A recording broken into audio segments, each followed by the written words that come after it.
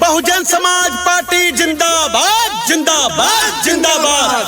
बहन कुमारी मायावती जिंदाबाद जिंदाबाद जिंदाबाद। दीवान सिंह तोमर भैया जिंदाबाद जिंदाबाद जिंदाबाद। बबेरू की जनता जिंदाबाद जिंदाबाद जिंदाबाद। जय भीम, जय भारत। बहुजन समाज पार्टी जिंदाबाद। गरीबों की शान, आप सभी के स्वाभिमान।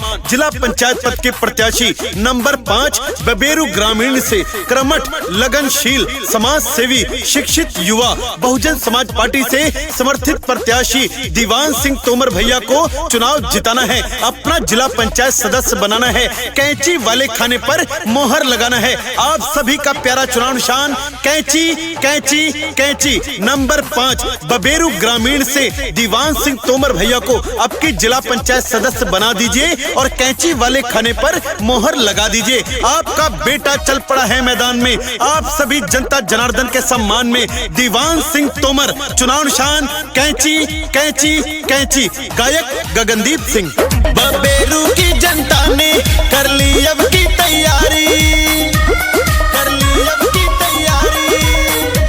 बबेरू की जनता ने कर ली अब की तैयारी। दीवान सिंह तोमर भैया की है अब की बारी हो, जीत के चुनाव नया आराम करेंगे।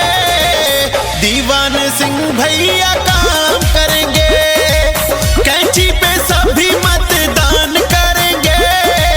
दीवान भैया जी काम करेंगे। काम किया है काम करेंगे, जन जन का सम्मान करेंगे, झूठे वादे नहीं करेंगे, ये कहना है दीवान सिंह तोमर भैया का। बहुजन समाज पार्टी ने अपना भरोसा दीवान सिंह तोमर भैया पे जताया है। बहन कुमारी मायावती जी ने अपना भरोसा दीवान सिंह तोमर भैया पे जताया है। जन जन ने ठान लिया है, अपना बेटा, अपना सेवक दीवान सिंह तोमर भैया को मान लिया है। दीवान सिंह तोमर भैया को जिताएंगे, कैंची वाले खाने पर मोहर लगाएंगे। 6 अगस्त को पोलिंग बूथ पर जाएंगे और कैंची वाले खाने पर मोहर लगा के दीवान सिंह तोमर भैया को भारी से भारी मतों से विजयी बनाएंगे। सबका ही सम्मान करते हैं भैया, किसी मुसीबत से ना डरते भैया, किसी मुसीबत से ना डरते भैया। जो भी कहेंगे भैया करके दिखाएंगे, गांव गली पिछड़ों का घर बनवाएंगे। दीवान सिंह तोमर बेटा अपना जाना पहचाना, बबेरू से जिला पंचायत है अब की बनाना। माई बाबू सबका ही नाम करेंगे, दीवान सिंह भैया काम करेंगे, कैंची पे सभी मतदान करेंगे। दीवान भैया जी काम करेंगे। जो कोई नहीं किया, जो कोई नहीं किया ऐसा काम कर देंगे।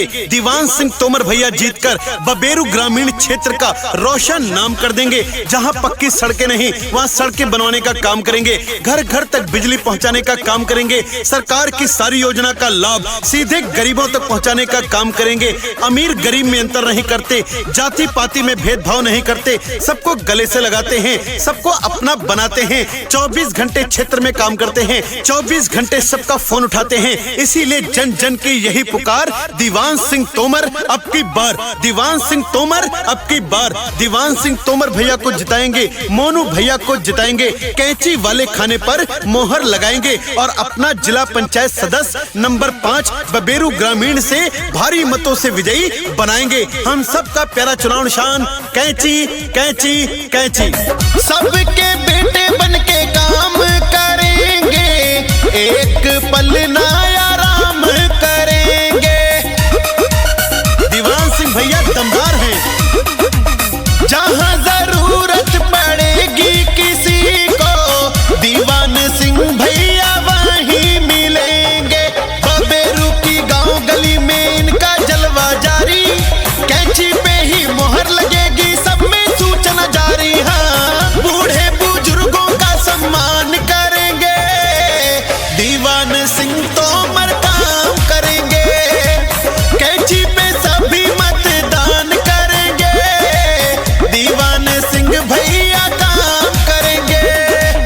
सुना है आज समंदर को बड़ा गुमान आया है, सुना है आज समंदर को बड़ा गुमान आया है, उधर ही ले चलो कश्ती जिधर तूफान आया है। क्योंकि जिधर भी जाते हैं दीवान सिंह तोमर भैया, हर कोई कहता है एक नेक इंसान आया है, एक नेक इंसान आया है। आपके दुख में आपके साथ खड़ा है, आपके साथ कदम से कदम मिला के चलने वाला, आपके साथ कंधे से कंधा मिलाकर चलने वाला, आपका बेटा, आपका साथी, युवा नौजवान ईमानदार दीवान सिंह तोमर भैया को जिताएंगे, अपना जिला पंचायत सदस्य बनाएंगे। चाचा चाची भैया भौजी सबसे हाथ जोड़ के निवेदन है, पोलिंग बूथ पर जाना है और कैंची वाले खाने पर मोहर लगाना है और बहुजन समाज पार्टी के दमदार प्रत्याशी दीवान सिंह तोमर भैया को विजयी बनाना है। आपका हम सबका प्यारा चुनाव निशान कैंची कैंची कैंची। नेता अधिकारी सब बात सुनेंगे, ना ही किसी को